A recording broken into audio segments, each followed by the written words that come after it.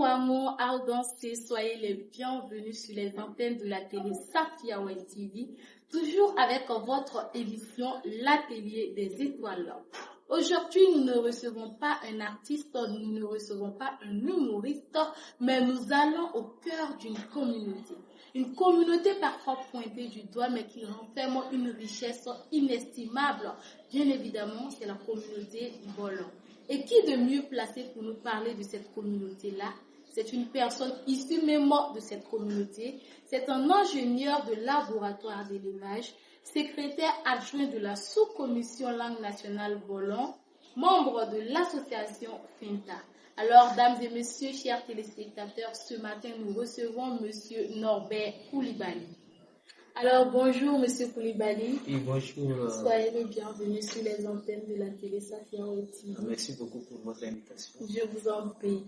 Alors, ce matin, c'est comme je viens de l'annoncer, nous allons au cœur de la communauté Bolon et nous aimerions savoir exactement qui sont même les Bolons. Ils sont originaires d'où? Où est-ce que nous pourrons également les retrouver? Merci beaucoup pour cette question et surtout merci beaucoup pour cette invitation. Pour vous dire que les Bolons, c'est une communauté mandée, voilà, c'est ce que nous pouvons dire. Bon, qui parle de communautés qui sont des mandés, vous allez retrouver beaucoup de communautés au sein de cette communauté, donc cette grande communauté-là. Et en termes de localisation, les Bolons vont se retrouver dans 4 provinces de Burkina Faso, à savoir la province de la Russie, la province du Boué, les Cascades et aussi on les retrouve dans les Parois. Voilà, on peut vous donner quelques exemples de villages Bolons. Voilà, si vous partez dans la Russie, vers Djibassou, on va trouver Berbe, il y a Kolonka, il y a Sirakoro, il y a Tieka qui sont des villages Bolons. Vous partez là-bas, on va vous indiquer la voie. Vous venez dans le Oué, on peut avoir des villages comme Nongorotou, Koreda. On a également dans les Cascades, il y a vers Ourodara. Voilà, on a des villages comme Kaya,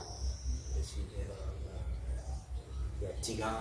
Bon, il y en a beaucoup en tout cas. D'accord. Mais tous ces Bolons-là parlent une seule langue. Oui, les Bolons parlent une seule langue, voilà, qu'on appelle les Bolons. Cette langue-là est proche du Dafé. Okay. Voilà, pour dire qu'en réalité, il n'y a pas une grande différence entre le Bolon et le Dafé. Voilà. Et si vous demandez aux linguistes même, il y en a qui vont dire que c'est le même langage que les Bolons. Et voilà, souvent c'est les différences souvent, qui sont liées à la région ou à la province. D'accord. Et parlons de communauté ou parlons de structuration ethnique comme cela. Toute culture a forcément une structuration. Nous aimerions savoir comment est-ce que est structurée la communauté Bolon, la hiérarchisation en quelque sorte. Merci beaucoup. La communauté Bolon est une communauté un peu comme la communauté mandée. Vous verrez que dans la plupart de ces communautés-là, il n'y a pas une hiérarchisation qui est centralisée souvent. On va dire qu'il y a un chef suprême des Bolons qui va décider pour toute la communauté, non, il n'y a pas ça. Mais quand vous partez dans tous les villages, vous allez trouver qu'il y a un chef de village qui est là. Mais le chef de village également ne prend pas toutes les décisions. Dans les concessions, dans les grandes familles, par exemple la famille Koulibaly dans un village, il y a l'autorité, il y a le patriarche qui est là, qui représente le chef de la concession. Alors s'il y a des rencontres, des décisions que le chef du village va prendre, il va réunir ces chefs de concession là. Ensemble, ils vont prendre des décisions voilà, qui vont souvent prendre. Après une décision prise, ils peuvent soit déléguer chaque représentant qui va donner l'information à sa famille, ou souvent il y a des crieurs publics souvent dans le village qui va se tourner et annoncer la décision à laquelle les conseillers du village a pris. Il se peut également que les décisions puissent venir en bas. Voilà, en bas, si la communauté a quelque chose qui ne va pas, ils peuvent saisir leur chef de concession ou bien les vieux, voilà, qui vont faire une réunion avec le chef du village et ils vont donner des solutions et puis prendre des décisions. D'accord. Voilà, c'est bien organisé. Vraiment très belle structuration surtout. Et maintenant, on aimerait connaître les histoires même qui définissent ou caractérisent la communauté Bolon. Parce que chaque communauté a une histoire. Prenons par exemple la communauté des Moussé. Souvent, c'est un peu caractérisé par l'histoire de Nyenenga et Rialé. Donc, on aimerait avoir au moins une histoire qui définit la communauté Bolon. Bon, je ne sais pas si je peux revenir un peu en arrière sur la structuration. Oui, c'est possible. Voilà, et on n'avait pas fini. Il y a également la société Bolon est organisée également en différents groupes sociaux. Voilà, puisqu'il y a beaucoup qui ont tendance à penser que les Bolons c'est une caste. Non, en réalité, ce n'est pas une caste. C'est une ethnie à part entière où il y a une organisation. Voilà, il y a des griots, il y a des forgerons qui sont là. Chacun a son rôle à jouer. Un peu comme dans toutes les communautés du monde. Excusez-moi pour vous interrompre, si je comprends bien, comme dans la communauté Bolon, on peut également retrouver des griots, il y a des griots, il y a des forgerons, il y a tout ça qui sont là. Ah, d'accord. C'est vraiment une technique à part entière. Vraiment. Voilà, donc les gens ne comprennent pas. Bon, les gens, il y a qui pensent que c'est une caste. C'est différent d'une caste. Voilà. Maintenant, est-ce qu'il y a des noms de famille spécifiques pour la communauté Bolon? Vu qu'on retrouve plusieurs sous-groupes à l'intérieur. Effectivement, c'est ce que je venais de dire. Comme moi, si vous prenez au sein de la communauté mandingue, vous allez retrouver peut-être une vingtaine d'ethnies. Parmi ces vingtaines d'ethnies, vous allez retrouver des noms de familles qui se retrouvent un peu partout. Dans tous ces ethnies. Par exemple, quand vous prenez les Tafines, par exemple, vous allez retrouver des Koulibaly, des Kounati, des Traoré. Et c'est la même chose que c'est les Bolons. Voilà. Par contre, bon, c'est les Bolons, vous allez retrouver plus de noms de famille généralement même par rapport aux autres communautés. Du fait que nous sommes étalés généralement au niveau de la bande frontalière avec le Mali, de la Koussi, jusqu'à dans les régions des Cascades. La bande frontalière avec le Mali, vous allez retrouver des Bolons. Donc de part et d'autre avec la frontière, avec une majorité des Bolons qui sont sur le territoire burkinabé. Voilà, c'est pour cela quand on parle des Bolons, généralement on voit le Mali. Sinon en réalité, vous allez les retrouver aussi au niveau du Mali. Voilà. Donc les noms de famille, il y a des Koulibaly, des Traoré, il y a des Sani, des Tambéli, des Ouattara, des Kone, des Tagnon, des Sessouma, des Baro, il y en a plusieurs. Voilà. Donc vous voyez que vous allez retrouver ces noms-là un peu partout. Si les communautés qu'on appelle les communautés mandingues. Voilà. D'accord. Donc maintenant nous allons poursuivre avec l'histoire marquante même de la communauté Bolon. Oui, en termes d'histoire marquante de la communauté, nous on va plus parler au temps de l'Empire mandé. Voilà, que nous faisons partie de la communauté mandé. Vous savez qu'il y a eu des époques de l'histoire mandé où il y a eu des rois qui sont venus.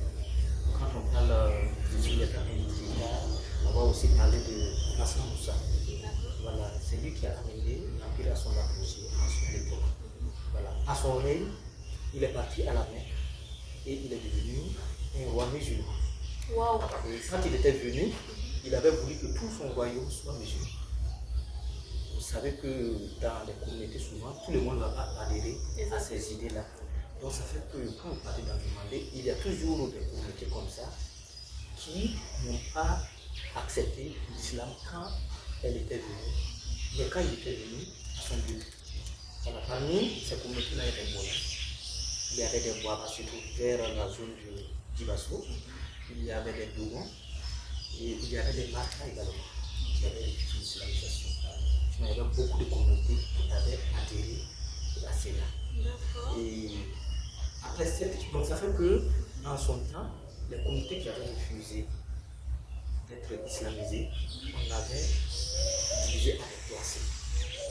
Vous avez des féticheurs, vous ne devez pas vous mélanger avec ceux-là. Ceux qui sont de l'islam. Et pourtant, ils avaient leur culture. Voilà. Et leur culture, en tout cas, ils respectaient beaucoup. Ils étaient fiers vraiment de leur culture, de leur tradition. Voilà, donc c'est ça qui fait qu'au début, je veux dire au début, ils étaient réticents. Et à part ça également, il y a eu, vous avez entendu parler la campagne de Samori Touré. Voilà, ça c'est dans la zone de Bobo-Dioulasso, vers la Guinée ou aussi la Côte d'Ivoire. Donc c'était un roi également Mali, voilà, qui était puissant. Et une également des conquêtes de Samori Touré également était la conquête de l'islam aussi. Donc, le fait que cette communauté était fière de sa culture, quand la campagne de Samori était arrivée dans la zone de Bobo-Dioulasso, les Bolons n'avaient pas accepté encore l'islamisation. Est-ce que vous comprenez? Et ce n'est pas tout. Après ça, encore vers les années 1900, il y a eu le christianisme qui est arrivé dans le continent avec la colonisation. À cette époque également, le Bolon, c'est cette communauté encore qui a dit on ne veut pas de la culture qui est importée. On est fiers de nos cultures. Donc ça fait que même l'école, à son début, il n'y avait pas des enfants des Bolons qui étaient allés à l'école. Ils avaient refusé. Tout ce qui n'est pas du Bolon, les Bolons n'aimaient pas aller à ça. Donc ça fait que depuis longtemps, même dans l'administration, on ne peut pas trouver des enfants des Bolons. Dans les débuts de colonisation qui sont des grands parties de l'administration, ils avaient refusé. Donc c'est tous ces états-là, tous ces aspects. Aussi avec d'autres conquêtes, voilà, territoriales souvent, voilà, de domination, voilà, qui ont échoué dans les territoires des Bolons. Donc c'est tout cela qui a amené à catégoriser cette communauté-là, à vouloir les différencier des autres communautés du Mandé. Donc ce serait même l'origine même du nom des familles, et du nom Bolon comme ça, voilà, pour les différencier des autres ethnies. Donc si vous comprendrez qu'il y a des Koulibaly, des Bolons. Quand vous partez sur les Bolons, vous allez aller trouver qu'il y a une famille qui est Bolon, mais quand vous demandez, il y a leurs cousins qui sont dans un village Bolon. Et ça, c'est la caractérisation de tous les Bolons. Et quand vous partez vers la région de Ouattara, par exemple, vous allez trouver des Bolons qui sont des Sissouma, par exemple. Les Sissouma, c'est certainement des Bolons. Mais vous allez, quand vous leur demandez, dire que non, et ils ont quitté dans un village qui est Sénifou. Voilà. Donc, il y a des Sénifou qui sont des Sissouma également.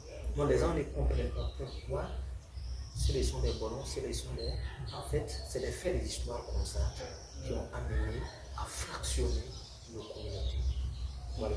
Mais maintenant, avec l'évolution, les Bolons sont devenus des chrétiens, ils sont devenus des musulmans. Voilà, moi-même je suis Koulibaly Norbert. Voilà, on a commencé à envoyer nos enfants à l'école. Donc c'est tout ça là qui fait le mystère autour de la communauté Bolon. Voilà. Ok, et vous venez de dire que le nom Bolon même a été donné pour essayer de caractériser un peu. Donc j'aimerais savoir le mot Bolon, c'est en quelle langue exactement? Bon, quand vous demandez même en fait la signification du Bolon là, c'est un nom qu'on a attribué à cette communauté. En réalité, c'est pas notre communauté qui s'est appelée les Bolons. Ah, ok. C'est l'appellation comme ça. Ça fait que quand vous partez au sein même de la communauté Bolon, souvent c'est difficile même de trouver une correspondance, souvent exacte qui veut dire des Bolons. Mais quand vous partez par exemple dans la Kossi, par exemple, nous sommes de la Kossi, et nous sommes des Bolons, mais on nous appelle localement les Girara. Les Girara. Girara, c'est un Bolon. Et ça veut dire Bolon également. C'est une autre signification de Bolon. On s'appelle que souvent beaucoup ne savent même pas qu'il y a des Bolons dans la Kossi. Mais si vous voulez comprendre les Bolons dans la Kossi, quand vous partez de la communauté qu'on appelle les Girara, voilà, ça c'est un langue Bolon. Voilà. Mais ça n'a pas autre signification, ça veut dire les communautés qui sont des frères. Voilà, c'est la signification comme ça. Ah, ok. Voilà, ça c'est dans la Kossi. Mais ici, bon, dans la région de Bobo-Dioulasso, bon, on a plusieurs interprétations, mais en tout cas vers chez nous, ça semble être en tout cas la signification. Voilà. Mais ce qui est en tout cas